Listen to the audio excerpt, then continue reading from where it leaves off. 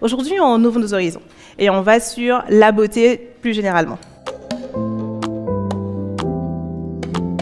Reprendre le pouvoir sur la beauté, c'est vraiment la thématique de cette journée. On va aller dans le glamour, mais puis on va aussi parler empowerment, reprendre le pouvoir sur sa vie. L'objectif pour moi et l'idée pour moi, c'est que vous ayez en tête que la beauté qu'on vit souvent comme quelque chose de contraignant, c'est-à-dire il y a beaucoup de choses à faire et il faut être belle, ou est-ce qu'on est assez belle et est-ce que les choses se passent bien, je veux au contraire qu'on prenne ça à revers et qu'on se dise que ça peut être quelque chose qu'on reprend en notre pouvoir, que ce ne soit pas qu'une contrainte, que ce ne soit pas que des obligations, ou au contraire que du manque. C'est-à-dire que finalement, si on décide de ne pas jouer le jeu de la beauté, du glamour, etc., qu'on se dise, bon ben tant pis, de manière générale dans la vie, ce que ça peut apporter d'avoir cette apparence très travaillée, on va dire. Donc qu'il n'y ait pas ce manque, qu'il n'y ait pas non plus cette obligation, ce forcing qui fait que c'est difficile, qu'on arrive à trouver ce juste milieu où on reprend ça en main, et c'est pour nous une force, une chance, un outil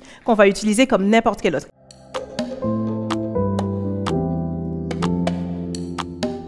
Pour moi, ça s'utilise. Mais du moment où on y est attaché, du moment où on en a besoin, du moment où ça devient une souffrance pour nous, de si je ne suis pas belle, c'est la fin du monde. Du moment où la pire critique qu'on puisse vous faire, c'est « wow, qu'est-ce qui t'est arrivé aujourd'hui ?» et que ça, vraiment, ça vous met 6 pieds sous terre parce que « oh non, mon Dieu, je suis moche, c'est affreux, ma journée est gâchée ». Si vous avez ça c'est comme si vous renversez la balance du pouvoir. Je pense que si on est capable de rentrer dans une pièce et les gens se disent « oh, je vais aller discuter avec cette personne ». Les gens sont naturellement attirés parce qu'on a cette armure de beauté. Mais que nous, à l'intérieur, on n'est pas dupes sur le fait que ce n'est pas notre vraie valeur. On n'est pas dupes sur le fait que le vrai atout qu'on amène dans la pièce, ce n'est pas ça. Alors, on a le pouvoir. C'est la combinaison de cette journée. C'est reprendre le pouvoir sur la beauté. Ne plus être esclave de la beauté, mais l'utiliser. On a le droit de l'utiliser.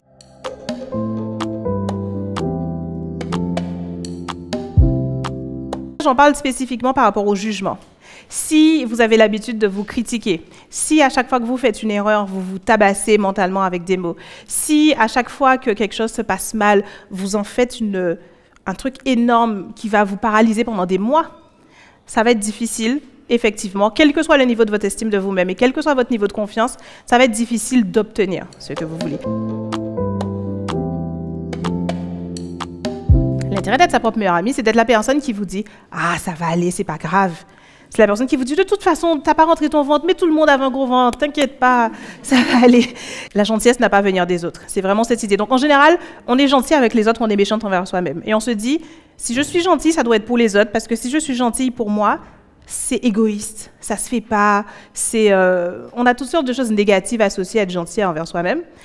Par contre, du coup, si on s'aime suffisamment pour se faire passer en premier et faire ce qu'il faut pour nous-mêmes, et bien sûr, si on ne porte pas de jugement sur nos désirs par rapport au jugement des autres, etc., et qu'on fait ce qu'on veut faire, quoi qu'il arrive, alors vraiment, il n'y a plus rien qui peut nous arrêter.